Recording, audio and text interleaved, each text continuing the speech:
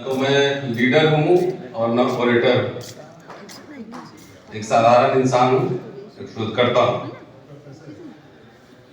आज 3 महानायिका की जयंती मनाई जा रही है।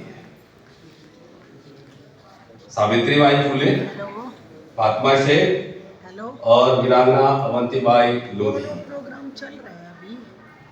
मैं तो ये सोच कर आया था कि इनकी वैचारिकी पे कुछ चर्चा होगी, उनके भाषण पे, उनके पत्रों पे। और इसकी जयंती इसीलिए मनाते हैं कि उनके विचारों पर मंथन और चिंतन मनन हो और उसको कैसे आगे ले जाए इस पे चर्चा हो। ये मैं इतिहास का छात्र होने के नाते ये बात आपको कह रहा हूँ। लेकिन अच्छा लगा, उससे भी आगे यहाँ पे क्रांतियां हो रही थी कि हटा देना है, उखाड़ देना है, सत्ता कब्जा कर लेना है, सब कर लेना है। और सत्ता कैसे कब्जा होगा इसका फॉर्मूला भी मुझे मिला। और फॉर्मूला ये था कि एक सांस में सुनते आ रहा हूं 20-25 साल से, ST, SC, OBC, minority, plus plus plus आगे और सत्ता आगे। जैसे चारों कम्युनिटी जो है वो लाया, फेविकोल 2 रुपए का लाया, चिपका दिया, बहुजन जमात बन गया। तो इस तरह सत्ता पे आ गए, कहने में अच्छा लगता है। लेकिन आप जानते हैं कि राज सत्ता चलाने के लिए और इसके लिए वैचारिकी का स्पष्ट होना बहुत जरूरी है। और वैचारिकी कहां से आते हैं? वैचारिकी आते हैं शोध से, इंस्टीट्यूशन से, अध्ययन से। तो इसलिए ज्योतिबा दंपति ने स्कूल खोले थे पहले। बाबा साहब कबीर, फुले और बुद्ध के अनुयायी थे, लेकिन चंदा जो इकट्ठा किए उससे मूर्ति नहीं बनवाए थे, इमारत बनवाए थे और स्कूल, कॉलेज, विश्वविद्यालय खोले। इससे मैं समझता हूं, मैं एक आम आदमी, आप लोग करिएगा, मैं वोटर हूं, मैं जरूर वोट दूंगा। एक कहानी से सुना देता हूं, बात समझ में आ जाएगी। गोबर गणेश की पूजा आपने सुना होगा, है जी? करते भी हैं। गृह प्रवेश होता है तब गोबर गणेश की पूजा करते हैं। चाहे आप प्रोफेसर हो, इंजीनियर हो, साइंटिस्ट हो, मैनेजमेंट गुरु हो, जज हो, नेता हो, वकील हो, अभिनेता हो, सब जो है क्या करते हैं? गृह प्रवेश में अनपढ़ पुजारी से गोबर गणेश आपसे पूजा करवाता है। ठीक है?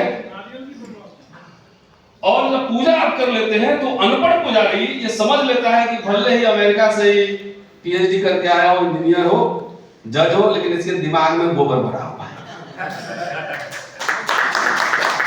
इसीलिए गोबर की पूजा कर रहा हो, जिंदगी भर आप उसके गुलाम होते हैं। ये बात समझ रहे हैं? बिल्कुल। अभी बाबा की बात हो रही थी कि क्या बोले कि जो राम को नहीं मानता वो चमार है। आपने इस बात को कभी गंभीरता से सोचने और समझने की कोशिश की कि अचानक अनायास बोला गया वाक्य है कि सोची समझी राजनीति है।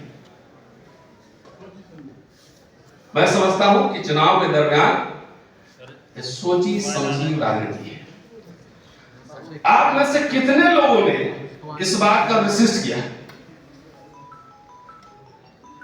कई समुदाय के कई लोग वीडियो बना रहे थे, बोल रहे थे अगर मेरा बस चलता तो मैं मुझे मना करता और कहता कि इस पे आप रिएक्ट नहीं करें, इस पे आपको रिएक्शन नहीं देना। रिएक्शन कहां से आना चाहिए? आप बहुजन जमात, एससी, एसटी, ओबीसी, माइनॉरिटी, तो सबसे पहले बोले दलित में ही कुछ जातियां कहती हो करे मैं चमार नहीं हूं, तो सीधा सीधा काउंट हो गया कि राम भक्त है। काउंटिंग हो गया। ओबीसी में तो कहा ही होगा कि मैं कहां चमार हूं, चमार तो गाई सूचक शब्द है। तो आपके दिमाग की रीडिंग हो गई, दिमाग की रीडिंग हो गई। आपको विरोध में खड़ा होना चाहिए था और उसमें डीपी लगने चाहिए थे कि मैं भी चमार, तब आपकी ताकत, आपकी संख्या दिखती होगी। तो ये बुद्धि का खेल है, ये नंबर का खेल नहीं है। अगर 1 करोड़ डीपी लग जाते, उसमें इस समुदाय के लोगों को रिएक्ट करने की जरूरत नहीं थी और समुदाय को रिएक्ट करने की जरूरत थी, लेकिन आपने किया नहीं, तो समझ गया कि भाई सब बाकी इनको छोड़ दो, एक समुदाय को साइडलाइन करो और बाकी तो अपना है। जैसे यादव खा गए, जाटव खा गए, सुना था ना, खा गए होगा तो पुरानी जनरेशन पूरा हो गया होगा ना। अभी अति पिछड़ा तो इसमें लेयर तो वो लेयर, ये सब बेकार की बात है। इसमें तो क्रीमी लेयर भी नहीं होना चाहिए था। पहले एक जनरेशन 3 जनरेशन अंग्रेजी बोलने वाले लोग आए तो सही, क्योंकि इनको अंग्रेजी बोलने सोचने समझने वाले लोगों से डर लगता है। अब चमार इतना चर्चा में क्यों है? क्योंकि चमारों ने इनकी बौद्धिक कुटाई भी की है। संत रविदास काशी में हराया था, इसलिए नफरत, इसलिए सबको गाली बनाया गया। चमार खाल भी उतारता है, जूता भी बनाता है, पहनता भी है, उसका और भी इलाज करता है, और तरह तरह से इलाज करता है, संख्या बल में भी है। और सबसे ज्यादा रेसिस्टेंस अगर देखेंगे, जैसे ओवरऑल सैटेलाइट व्यू लेंगे, तो सबसे ज्यादा रेसिस्टेंस पॉलिटिकली और फिलोसॉफिकली ज्यादा यही कम्युनिटी कर रहा है, इसलिए आपके निशाने पर है। और आप समझ रहे हैं कि वो एक जाति को कह रहा है, नहीं, वो पूरे आपके बहुसंख्यक जमात को कह रहा है, और आप कहने में लगे कि मैं जमात नहीं हूं, मैं जमात नहीं हूं। ये है राजनीति। अगर इसको नहीं समझे ना, एक मैंने लेख लिखा था यादव जाटव कथा तो ये मोटा मोटी बात है। और अभी शायद वो कहां गई, कंचना चली। आपने कहा उनको कि विश्व स्तरीय विश्वविद्यालय चाहिए हमें। आपने कहा कि जितने एससी माइनॉरिटी के जितने भी काबिल लोग अमेरिका इंग्लैंड में स्कॉलरशिप मिलेगा, सबको दिया जाएगा, नो बैरियर।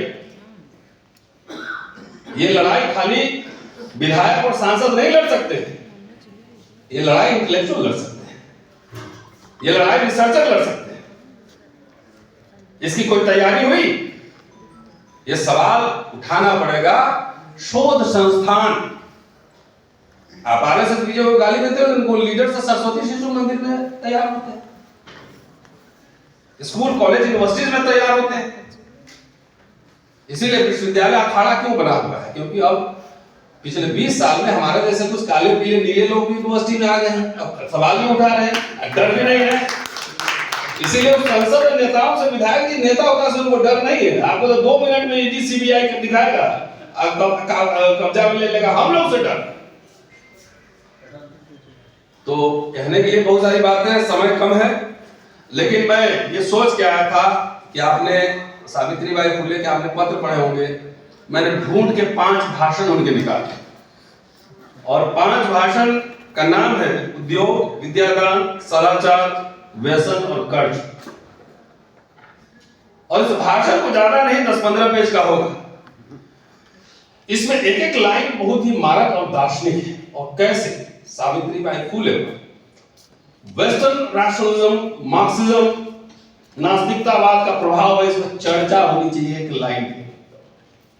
कभी और मौका रहा तो इसमें चर्चा होगी। ये भाग्य और भगवान पर सावित्रीबाई फुले ने जो उस समय कहा था, अगर आज वो कहती तो भावना आहत और रोका हो जाता। मैं चाहता था कि उन्हीं के माध्यम से थोड़ा भावना आहत हो जाए, लेकिन समय का अभाव इसलिए बंद कर। शुक्रिया।